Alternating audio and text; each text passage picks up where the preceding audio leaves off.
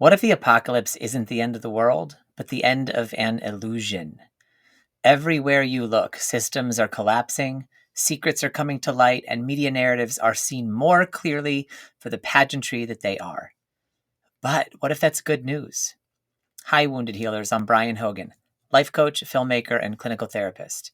Welcome to another Wellness Wednesday, your weekly oasis at the intersection of creativity and well-being. Today, we're exploring 5 signs that the world isn't ending, it's just beginning to tell the truth. It's having an apocalypse. You're living through the biggest apocalypse in recorded human history. And stick with me for a minute, that's the best possible thing that could happen to us. How can I possibly say that when, let's be real for a second, it feels really apocalyptic out there, right? Wars, discrimination, hatred, division, chaos are at an all-time high. We have multiple televised ongoing genocides, and data shows that anxiety levels among humans are higher than they have ever been by more than quadruple, impacting us globally. This video was born from something I've been hearing a lot in my sessions, in my mental health circles, even among my filmmaker friends. We can't keep going on like this. And that's true. We see the truth of that as things grind to a halt all around us, and that's very scary.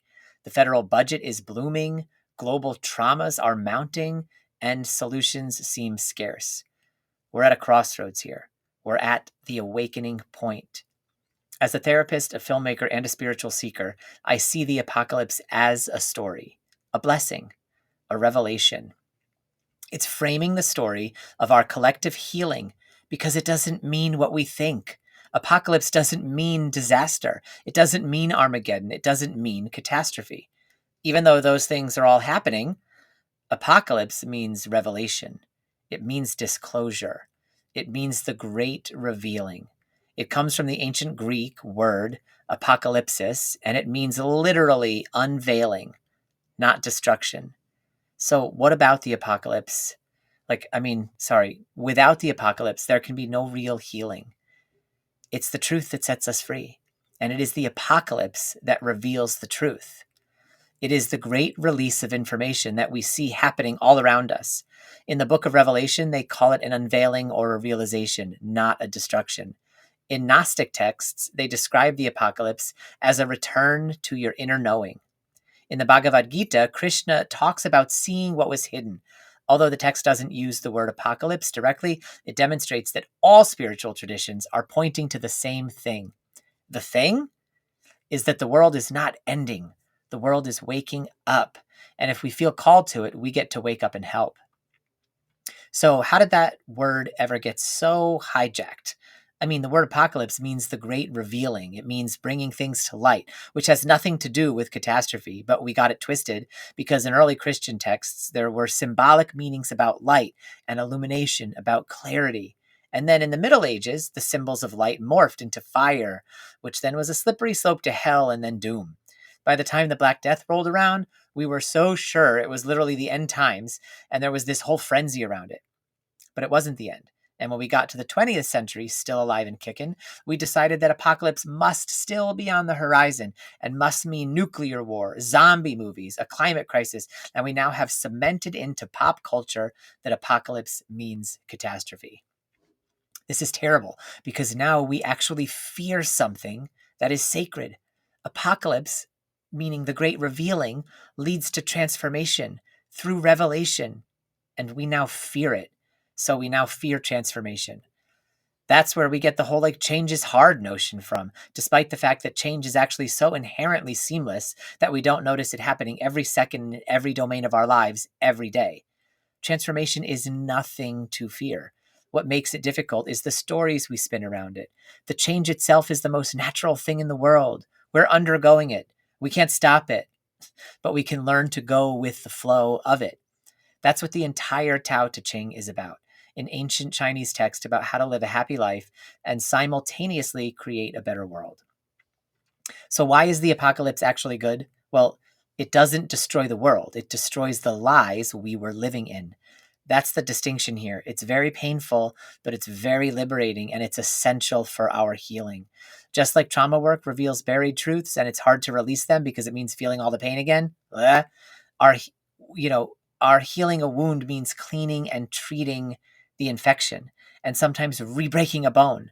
That is what the apocalypse is doing. It's revealing infections, bones that are set wrong, and internal collective trauma, so we can heal it if it hurts, even if we have to re-break some bones.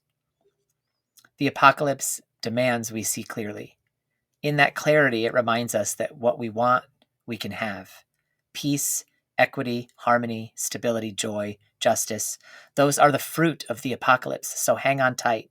Rebreaking a bone because you want it to heal is mercy. Cleaning an infection because you want a wound to close is grace. Facing trauma so you can show up more effectively in your relationships is courage. The kind of pain, this kind of pain, is not the pain of war or destruction or selfishness that we see unfolding all around us. That's dirty pain. It's the pain that comes with humility. This pain I'm talking about, it comes from the internal reckoning and then cultural reconciliation between so many broken groups and over so many broken promises. It's clean pain, the pain of injustice and inefficiency, but it also comes with mercy, grace, and courage. Making things right costs us nothing in the final analysis when we understand our inherent abundance as a species and as a planet, and we understand our literal interconnectedness. More for you means less for me is a false idea, a lie, and the apocalypse will make that plain again. I am separate from you is a false idea, a lie, and the apocalypse will make that plain again. My value is related to my productivity is a false idea, a lie, and the apocalypse will make that plain again. Apocalypses reveal cultural and spiritual truths, and it's difficult to go through because it means feeling all the pain of the cultural lies that kept us trapped in a worldview made of fear, outrage, and suffering. That's where we are now, feeling the pain. But the story doesn't end here. It's just getting started. In fact, here are 5 signs that you're already living through this great revealing, and they're more familiar than you might think, because apocalypse is about light dawning, not about the collapse, but about the clarity emerging through, within, beyond, and around the collapse. Each of these signs is a kind of sacred revelation where what's false collapses and what's real begins to emerge, or even to remain might be a better way of saying it. The journey from the unreal to the real is what every sacred wisdom tradition and mystical or religious doctrine is pointing to, in my opinion. And now we are going through that journey as an entire species, no matter what our dogmas are. So strap in. It's like MTV's Real World on a global scale. This is the story of 9 billion strangers picked to live on a planet, have their lives changed, and find out what happens when people stop being polite, enter into an apocalypse, and start getting real. And yeah, apparently the big shocker this season is the great apocalypse. Plot twist, no one gets voted off. We're all in this together. That's part of what is being revealed to us. We are in it together. Our deep, literal, and apparent interconnectedness as a species. So, sign number 1, the internet. The great revealer of information in the digital age has made it almost impossible to keep secrets. And now everybody is holding a flashlight in the dark room, and we're shining them in all the corners on all the secrets, and everything's coming to light. Examples of this are WikiLeaks and Julian Assange revealing state-level secrets, Edward Snowden's expose of global surveillance with the NSA, the Panama Papers, the Paradise Paper leaks that revealed financial corruption among the world's wealthy in 2016, 2017. Cancel culture, doxing of citizens as a tool of social rebalancing, for better or worse. We have TikTok and we have X, and now these are like real-time exposure engines, and memes have become modern weaponized myths. So that's one thing. We've got the internet. And then sign number 2, toppling the idea of top secret. This sign is about the more and more frequent government declassification and disclosure of secrets. Secrets that were once dismissed as fanatical conspiracies are now becoming common knowledge, as if the locked file cabinet drawers just popping open, and inside were all the stories that were marked top secret, and we were told we can't read those until now. These are like things like the UFO, UAP congressional hearings that happened in 2023 and 2024 that referenced non-human biological material. The MK Ultra mind control experiments that have now been officially acknowledged by the CIA and other clandestine government organizations. Operation Northwoods is like this Cold War era false flag. And that, like, even the revelations around COVID-19, the government contracts for big pharma, the lobbying and the media manipulation that went in around all of that. The cover stories are shoddier than ever. That's sign number 2. And then sign number 3, the burnout that broke the spell. This is more of an inner apocalypse. This goes back to the whole, like, we can't keep living like this sentiment.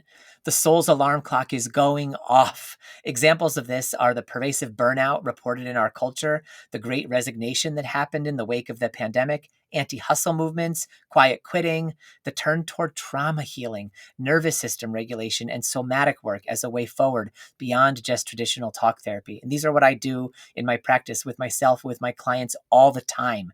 This is the way forward. But there's mental health apps now for therapy, widespread emotional literacy, the increasing commonality of dark night of the soul language in secular spaces, and people asking on first date, like, what's your trauma and how are you dealing with it? Like, that's the spell broken. And now we know what it means. We have trauma. It doesn't mean we're broken. It means we're wounded. We want to heal, and we see the need for healing. We see that we deserve healing. So trauma's not under the rug anymore. Trauma's right out there in front.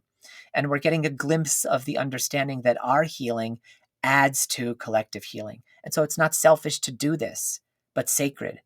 We are going to learn to see that again. Then sign number 4, seeing through the matrix. This one is about deprogramming the mind. So like the scaffolding of the illusion crumbling inside and out. Nothing sacred is failing. Only the false is failing. This is like in The Wizard of Oz, because he's just a dude with a microphone, smoke and mirrors, and he's like pleading, pay no attention to the man behind the curtain. Well, we're paying attention now, dude, and there's nothing you can do to stop it. And the curtain has become see-through, by the way. So this is the collapse of public trust in the media, in religion, in institutions, in higher education. I'm in higher education, and I'm a professor and a student on both sides, and I don't trust it at all. And I think I'm barely learning anything. Sometimes I think it makes me dumber. So there's this rise of independent journalism, Substack platforms, crowd-funded truth tellers like Caitlin Johnstone, and a rejection of toxic productivity, capitalist ideals, and patriarchy. Gen Z and millennials embracing fluidity and gender identity, equity and kindness.